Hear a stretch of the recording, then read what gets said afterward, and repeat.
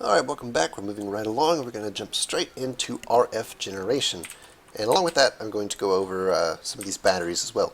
So as you can see here, we have 3 batteries. 1, 2, 3. And these are what store RF. The recipes are pretty simple if I can find them. Oops, here we go. We need the basic RF. So as you can see, it uses the RF battery. Fairly simple. Again, these are all world gen items, and the advanced one uses the basic one. It will carry over whatever charge is on the item, so when you break these items and pick them up, they do retain their charge, and when you craft it into a new tier, it will also retain that charge. You can see here now you need 2 of these, and then if I go into the elite, you now need 2 elite batteries. So fairly simple recipes. And they store RF, so we're going to stick them 1 on each. Actually, just 1 for the moment. Here is the furnace generator. It is pretty simple. There, you can see here we have an energy generating stat, but it's also right here. So if you're just looking for how much it's generating, you should probably just look here. But if you want, there's a fancy tab.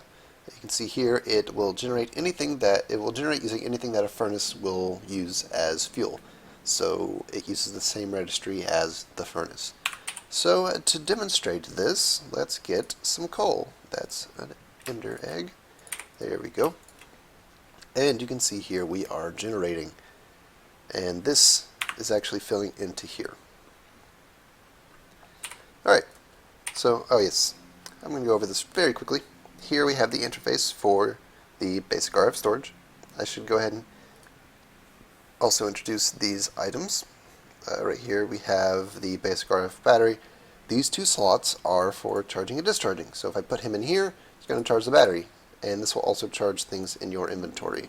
So you can see right there, it charged these guys. Alright, so he's been generating here, got some coal. I have a motherboard here. These are upgradable as well. You can see here the tabs wrap around JEI. Go ahead and stick him in here. And now we have automatic I/O, just like the other machine. It will pull stuff in. I don't see why you would want to output. I'm not even sure if it will output, but you can input. Redstone control as well, so if you want to turn off your generators when a redstone level is reached, that's fine as well. And you can see now it's generating 100 RF per tick. So if I come up to this guy, he's actually full, and we are filling up this. The internal battery as well is increased because of the hard drives. It multiplies by 10. So we're getting quite a lot more energy. So that's fairly simple. That is the furnace generator. It burns stuff, makes energy. I mean, that's pretty standard.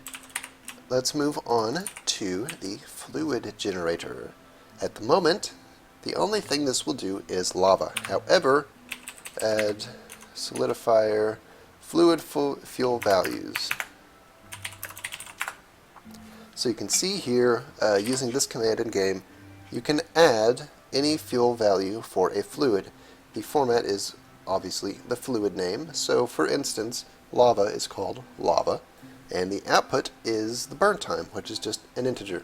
So you can make molten iron burn if you want using this in-game command. It's up to you. At the moment, we just add lava. And if you're more of a JSON type person, there is a directory in the config registries for this, and that's what this will save to. So you can do that.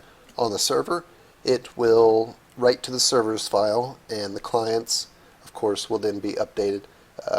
If you add stuff to other machines, it might not update their JEI, but that's just the thing we have at the moment. We'll find a way around that.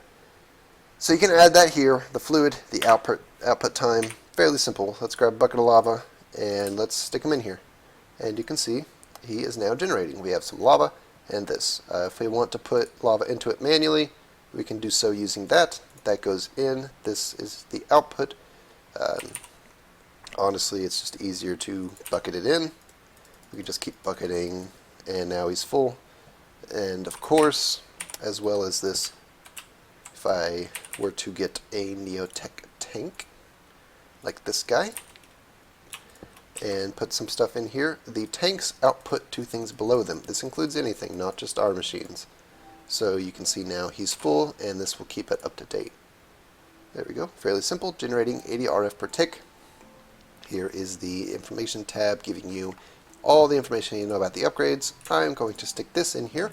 As you can see, of course, we have automatic I/O if you want to pull from tanks that are on the sides and not the top. Redstone control, of course. You see the battery is much bigger because of the hard drives. And with the max processors, we are generating 160 RF per tick. This is 8 processors, and processors aren't necessarily too expensive, but they're not necessarily cheap. And we'll get into those in the next video. So now you can see you're generating power using fluids. And again, you can add whatever fluids you want. At the moment, many mods aren't updated. We have considered adding in Buildcraft oil and fuel, but at the moment they seem to be having a little bit of issues with their fuel.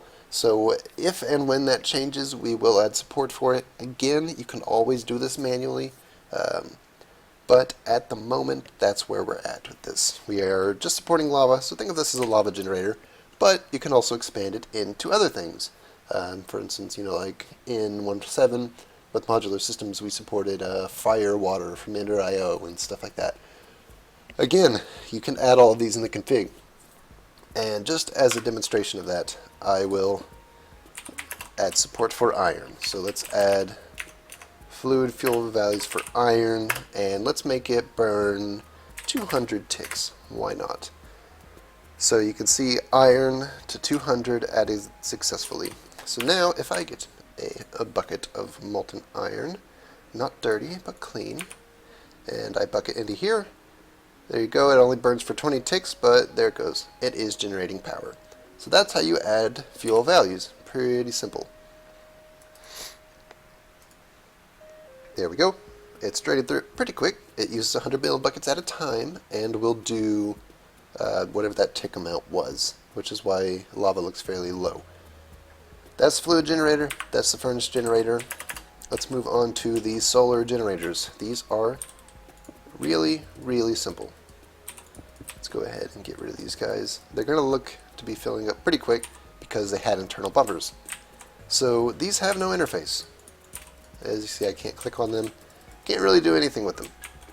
That is because they are very simple. If you have Waylo installed, there you go. They need to see the sun, so if I put a block above this, oops, it's not generating anything. Get rid of it, there we go.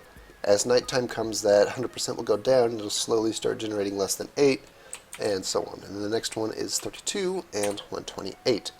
Let's look at the recipes. Here we go. It takes whatever storage level, a couple things on the left, and some glass. This takes that storage level, the previous one, some blaze powder, so it's nether locked, and some gold. And the elite one, of course, takes the elite storage, the advanced one, interpearl diamonds, and that. That is why the progression is as such, to 8 to 32 to 128. A little thing you might want to know is you can only get power from the bottom, where you should be. I'll have to bug Donovan about that. Ignore you saw that, but you can only pipe out of the bottom. So if you're trying to pipe energy out of these guys, connect it to the bottom of the solar panel and not the side. That is basic energy and energy generation. Next we are going to go over the thermal binder and the upgrade system.